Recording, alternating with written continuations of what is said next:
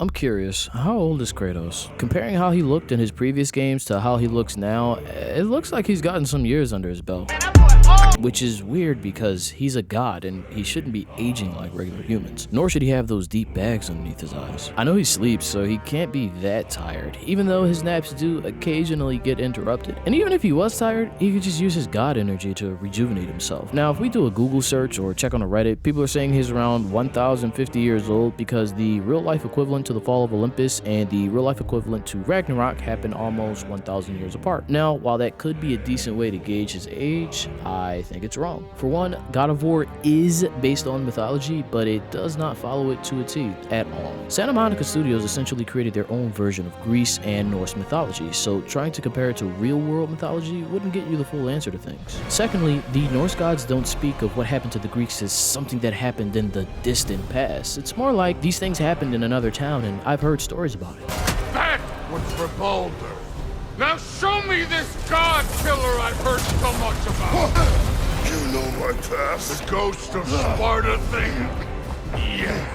With that said, I think the best place to start is the beginning, i.e. God of War 1, in which it isn't stated how old Kratos is, but we do get a number of hints to put us in the proper ballpark. Kratos is a renowned warrior in Sparta, as his legend reaches even to the realm of the gods. We can easily put him in his physical prime here, so he'd be somewhere between 25 to 30. I'll say 27, because it's the middle point, and 7 is a lucky number. Now, from this point, we can jump 10 years due to knowing that after he's given the blades of Ares, he's sent to kill his family and then forsakes Ares and becomes the ghost of Sparta, doing the biddings of the gods for 10 years.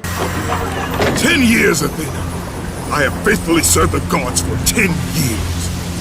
After 10 years of suffering, 10 years of endless nightmares, it would finally come to an end. This puts our boy Kratos at the ripe age of 37 when he kills Ares and officially claims the title of God of War. Now, God of War 2 takes place very shortly after the events of God of War 1.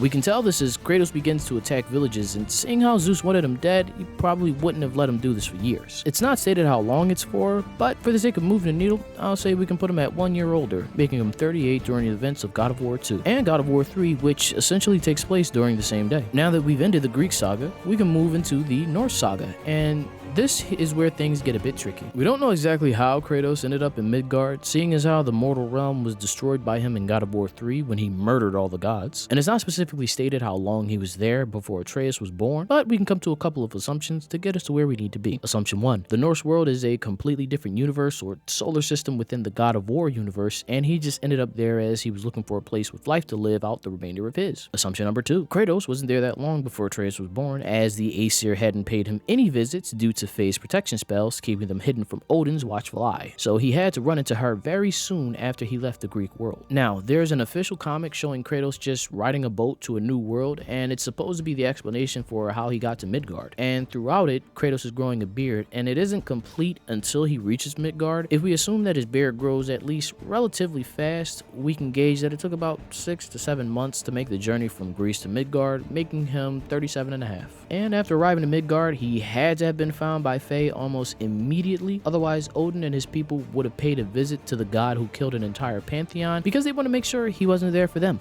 What do you want? How about peace? From there, we can give Kratos another 6 months to fall in love with Faye, making him 38, and another 9 months for her to get pregnant and have Atreus. This is where things get very easy as we get to jump 11 years, as that's how old Loki is when Faye dies, making Kratos 49 years old at the beginning of God of War. Kratos and Atreus have their adventures and kill Baldur, causing Fimbulwinter, which lasts 3 years up until Ragnarok, making Kratos 52 years old at the start of the game. 52 is very young for a god, but it kinda makes sense. Kratos was born immortal and only became a god after stealing the powers of the gods. And yes, he is Zeus' son.